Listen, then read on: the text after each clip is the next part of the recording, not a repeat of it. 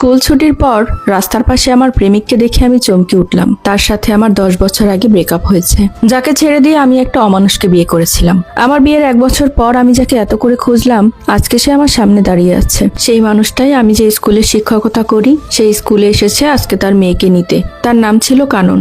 তার পোশাক আশাক দেখে মনে হচ্ছে সে কোনো বড় অফিসারই হবে হয়তো।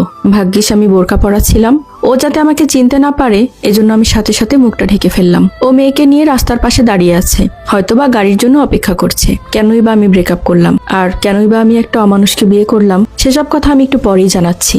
যেহেতু ওর মেয়ে আমার স্কুলে পড়ে, সেহেতু ওদের বাসাও হয়তোবা কাছাকাছি হবে। এই মুহূর্তে ওর সাথে কথা বলাটা ঠিক হবে না, কারণ এই মুহূর্তে সে আমাকে দেখলে কিছু একটা সিন ক্রিয়েট করতেও পারে। কারণ 10 বছর আগে যে আঘাত আমি তাকে দিয়েছিলাম, সে আঘাতের ক্ষত হয়তো এখনো শুকায়নি। এমন সময় দেখলাম সে বিরক্ত হয়ে পকেট থেকে মোবাইল ফোন বের করলো, তারপর কাকে যেন কল করছে। আমি আড়াল থেকে দাঁড়িয়ে সবকিছু দেখছি।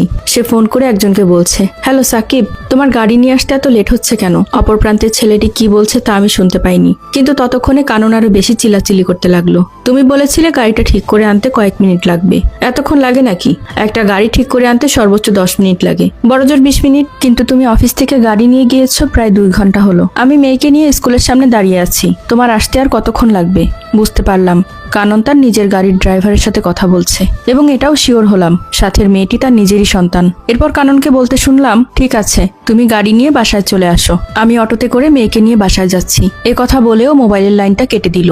আমি মনে মনে সিদ্ধান্ত নিলাম আজ ওর বাসাটা চিনে রাখবো। কিছুক্ষণ পর দেখলাম সে একটা অটোতে সিগন্যাল দিল। এরপর সে অটোতে করে তার মেয়েকে নিয়ে চলে গেল, কিন্তু আমার তো তাকে ফলো করতে হবে। আমিও একটা অটোতে করে ওর পিছন পিছন গেলাম।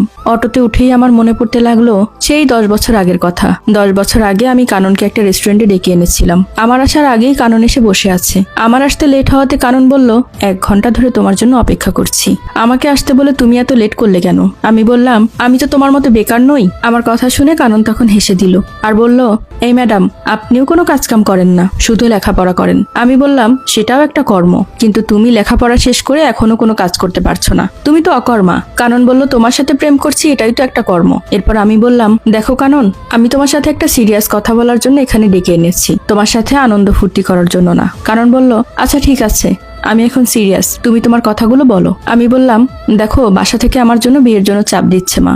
বাবা বলেছে আমাকে আর বেশি দিন পড়াবে না, বিয়ে দিয়ে দিবে। তার হাতে নাকি ভালো একটা পাত্র আছে। সাথে সাথে কাননের হাসি মুখটা কালো হয়ে গেল। মন খারাপ করে সে বলল, তুমি কি ডিসিশন নিয়েছো?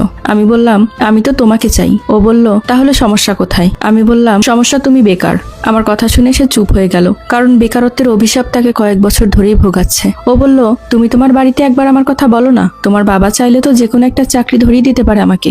আমি বললাম, ওনারা কি আমাকে নিয়ে ঠেকায় পড়েছে? তোমার মতো একটা বেকার ছেলের হাতে আমাকে তুলে দিবে, আবার চাকরিও জুগিয়ে দিবে। তার সেদিনের জোরাজুরিতে বাসায় এসে আমি মাকে বলেছিলাম, মা একটা কথা বলবো। মা তখন আমার রুম ঝাড়ু দিচ্ছিল। মা বলল, কি কথা বল? আমি বললাম, আমি একটা ছেলেকে ভালোবাসি। তারপর মা আমার সামনে এসে বলল, যে কথা বলেছিস সে কথা আর কোনোদিন মুখেও আনবি না, তোর বাবা শুনলে তোকে আর আমাকে কেটে বুড়িগঙ্গায় ভাসিয়ে দেবে। মাকে বললাম, মা তুমি চেষ্টা করলে পারবে, আমি তো তোমাদের একমাত্র সন্তান, আমার চাওয়া পাওয়ার কি কোনো মূল্য নেই তোমাদের কাছে? মা বলল, ছেলেটা কি করে? আমি বললাম, কিছুই করে না মা। মা অবাক হয়ে গেল, ও অনেক ব্রিলিয়ান্ট স্টুডেন্ট, মা অনেক ভালো চাকরি পেয়ে যাবে। একে তো প্রেম করিস, তার উপর ছেলেটা আবার বেকার, এ কথা শুনলে মনে হয় না তোর বাবা রাজি হবে। আমি বললাম, তুমি তো আগে বাবাকে বলে দেখো। মা বলল, আচ্ছা দেখি। খাওয়া দাওয়া শেষ করে বাবা যখন খাটে বসেছিল, তখন মা গিয়ে বাবাকে বলল, বেলা নাকি কোন ছেলেকে ভালোবাসে। এরপর বাবা কিছুটা উত্তেজিত হয়ে বলল, এই কথাটা বলার আগে তোমার অনেকবার ভেবে চিনতে আমার কাছে বলা উচিত ছিল। তুমি ভালো করেই জানো আমাদের বংশে সব চলে না। আমি সহ্য করতে না পেরে কান্না করতে করতে রুমের ভিতরে চলে গেলাম। সেদিনের পর বাবা আর মা আমাকে কলেজে যেতে দেয়নি, রুমের ভিতরে আটকে রেখেছিলেন।